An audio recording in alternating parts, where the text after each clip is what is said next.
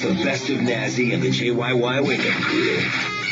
105.5 JYY, New Hampshire's #1 hit music station. It's Nazi. Backstage at the Capitol Center for the Arts, and I saw this guy moving equipment in. He was bringing in all the costumes, bringing all the stage stuff in, and it turns out it's Adam Lambert. How are you, Adam? I'm good. I'm tired now. I mean, I don't know how I'm going to get through this show. You know, I've been ironing, slaving away. He was even doing catering. He was making sure everybody had enough to drink. I prepared everybody's plate, my band and my dancers. I made them tacos. You know, I really believe in the family unit. You gotta take care of everybody, because you know what? They're the ones making you look good on stage. So the truth. That is the truth. So I guess this is kind of a redundant question. I'm sure you've heard it all the time, but how's life going for you now, Adam? It's amazing. I mean, it's obviously a lot of work to be touring as much. I mean, we're doing like 2 or 3 shows in a row, maybe 1 day off, and it keeps going. I started in June, and I'm planning on this type of schedule continuing through December. Wow. So I think I'm going to need a vacation at that point. But you know what? Honestly, even if I'm physically drained or a little tired one day, I get on stage and the audiences have been so consistently like supportive and energized. They are so positive and passionate about what I do, and it definitely gets me through it. I've got to tell you, as soon as we're done this interview, I'm going to play something for you. You've got fans here tonight at the Capitol Center for the Arts that have literally told me, they emailed me, they said, Nazi, I would die for Adam Lambert. How does that make you feel? Obviously I'm flattered, and then sometimes when it goes a little far, I'm like, guys, no, it's not worth it. Please don't do that.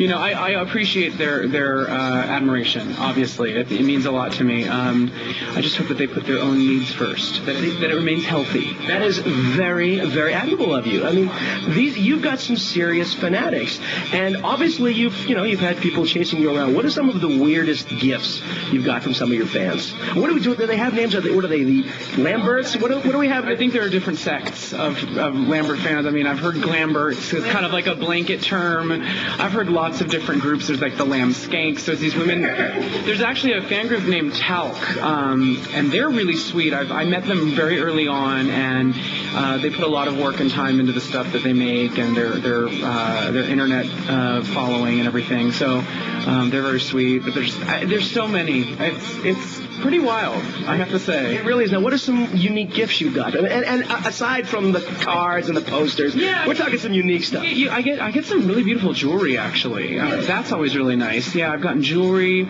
I've gotten some nice bottles of wine. I've gotten glitter and makeup and things. I've gotten some adult toys that were thrown at me on stage last summer. Luckily, this year so far, it's been a little bit more. They scaled it back a little bit. So that was pretty shocking. Toys, and I didn't want to ask where they go afterwards. I don't think I want to know. Yeah, it's probably best left unsaid. We'll just leave that one alone. Now, going back to your days on Idol, obviously, what motivated you to go audition? What was going through your head?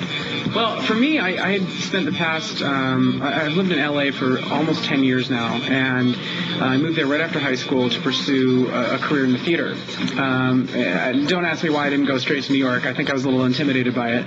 Stayed in Los Angeles and did a lot of local community stuff, and then did a couple of jobs that let me international travel. I went and did a cruise ship. I did a production of Hair, the hippie musical, out in Europe. And then I got cast in something in LA, and then I did Wicked, the musical. I did the national tour of that. And I had gotten into Wicked, and that was probably like the highest level of professionalism that I was experiencing. And that was a Broadway tour. And I thought, this is what I've been working for all these years.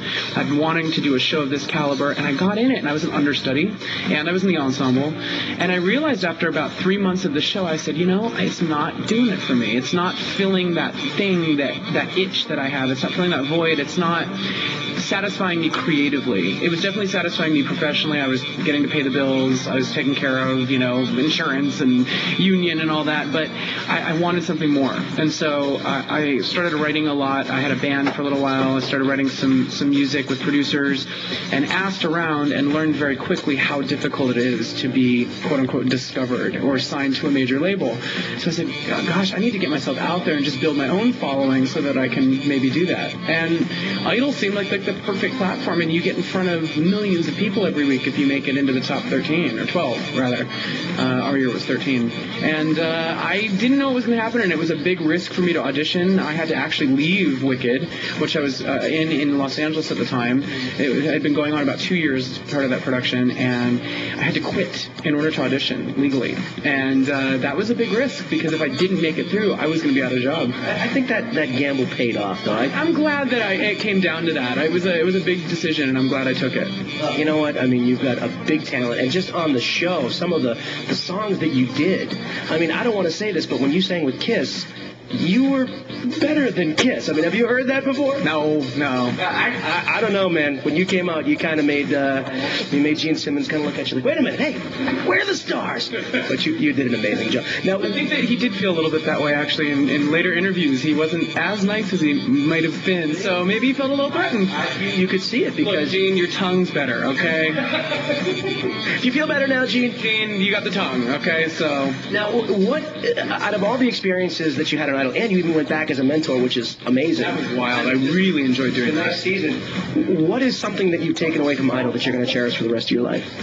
I mean, I think it really puts you through a boot camp of sorts in how to deal with the media and interviews and the workload that's required of being a recording artist. I mean, they really make you work really hard. And there were things that we were learning at the time that I didn't realize would apply to this. You know, we did a commercial for Ford every week. Yep. And I didn't really understand what that had to do with what I was trying to do, but then I find, you know, upon getting signed to a label and doing all this work, that it taught me a lot about being on a set, about dealing with cameras, about dealing, you know, it taught me a lot. So they do a lot for you that you don't realize they're doing to set you up. And I think you took to it more than some of the other contestants because of your acting background. I think there's that, yeah, and also I think it also probably helped that I was a resident of LA for so long. Like I've been on the sidelines of the entertainment industry. I have a lot of friends that are actors and that work, and I think that I had seen kind of the backstage view, like the underside of the industry, and that kind of prepared me going into it, and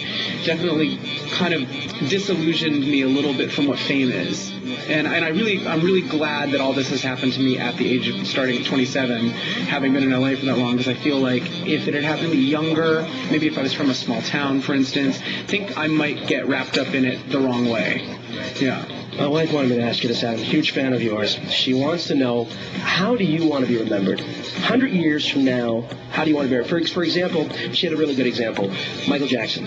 Obviously, he wants to be remembered for his music, for his legacy, not for controversial things that are happening. Right. How does Adam Lambert want to be remembered? I mean, I would definitely agree with that for me. I mean, I'm a singer. That's what I do. So hopefully, first and foremost, I'm remembered for being a singer, for being an artist, for writing music, for performing it a certain way, but hopefully for doing it in an original manner, that I'm one of a kind, that I'm something different. And that's something that I definitely do focus on. But it's all about the entertainment. It's not about any other agenda, really, for me. It's about being an entertainer and being really proud of who I am and comfortable in my own skin. And so if that's the kind of residual effect of what I do, then great. You know, I've got to tell you, honestly, in addition to your talent, that's one of the reasons why I like you. Oh. Because you're you, and you're proud of who you are, and it shows, and I think that's awesome. Well, I hope it pays off. I think I'm seeing a lot of really great positive effects of just being me, and people are enjoying it, and it's really important for me to keep both feet on the ground. That's a big goal of mine, and I have great friends and family around me, and I'm also really hard on myself, which helps. I'm my own worst critic. It keeps me like pushing forward and wanting to do better and better and better. Listen, Adam, congratulations on your success. I know you're going to light up the stage out there. Give Concord a quick shout out, man. They're listening. Concord, thank you so much. You guys are going to be a great crowd tonight. I can feel it in my bones, and I'm going to just put this glitter on and give you a good one. Thank you, Adam. Good luck, man. Appreciate it. We got more music. It's coming up. JYY.